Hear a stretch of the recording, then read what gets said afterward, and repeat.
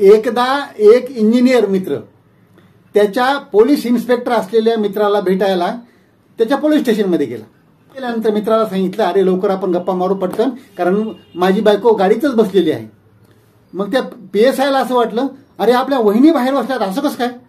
मग त्याने कॉन्स्टेबलला पाठवलं आणि त्यांना बोलून घेतलं. मित्राच्या मिसेस आल्यानंतर त्यांनी ते बाहेर लावलेले फोटो पाहिले.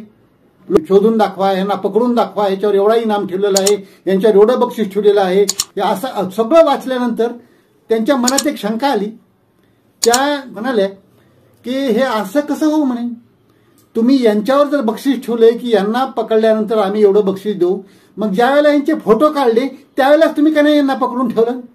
म्हणजे अगोदर त्यांचे फोटो काढायचे, त्यांना सोडून द्यायचं आणि पुन्हा नंतर पकडल्यानंतर बक्षीस जाहीर करायचे. कुठली पद्धत आहे अशी.